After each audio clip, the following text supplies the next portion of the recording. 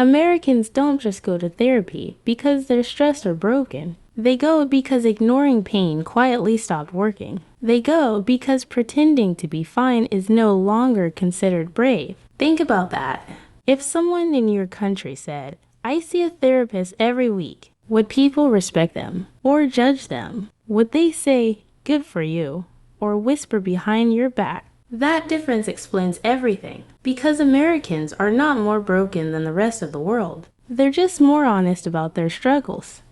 And the struggles are real. On the outside, life looks perfect. Money, cars, big houses, opportunities, dreams. But inside, the pressure never stops. From childhood, Americans are taught, perform or fall behind. Grades matter. College matters. Jobs matter. Money matters. Even happiness is something you have to earn. Fail, it's on you. And when life doesn't wait for you to catch up, you learn to hide. You smile, you function, you push through, until one day your mind refuses to cooperate. You wake up exhausted even after sleeping. Your chest feels tight for no reason. You feel anxious for no reason. You snap at people you love. You feel empty even when everything looks fine. That's when therapy becomes the lifeline. Because in America, therapy is not a sign of weakness. It's maintenance. It's self-respect. It's acknowledging, I have a mind. I have emotions.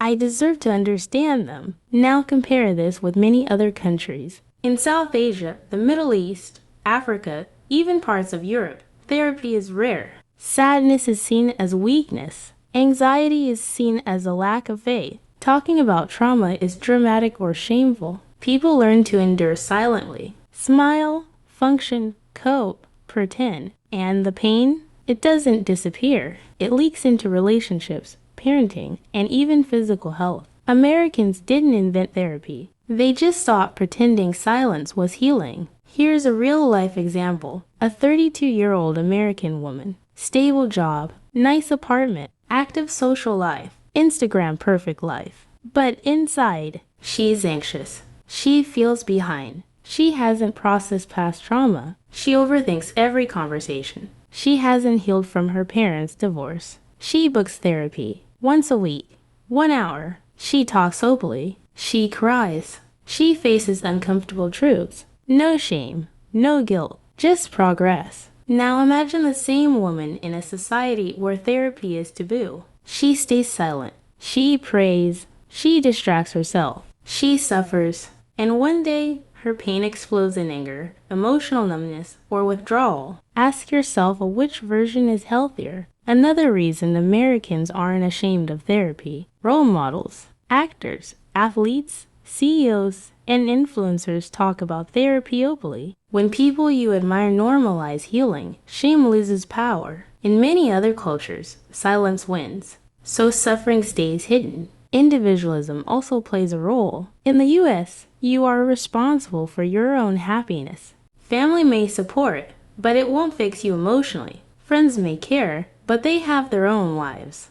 Therapy becomes the safe space where you can finally process life honestly. Here's the real lesson for you no matter where you live. Healing doesn't start with therapy. It starts with honesty. Honesty about what hurt you. Honesty about what you avoid. Honesty about what you've been carrying silently. Ask yourself this right now. What emotion do you avoid the most? Anger, sadness, fear, loneliness. That's where healing begins. And here's the thing Americans teach us without saying it directly. Strength isn't pretending everything is fine. Strength is facing your pain before it controls you. Before you scroll away, answer this honestly. If therapy wasn't taboo in your country, how many people around you would admit they're not okay? Your father, your mother, your partner, you. Because most people don't avoid therapy because they're strong. They avoid it because society taught them to hide. Think about it, how many times have you seen someone say, "I don't need therapy, I'm fine," but then explode in anger, shut down emotionally, or hurt the people closest to them? Is that strength?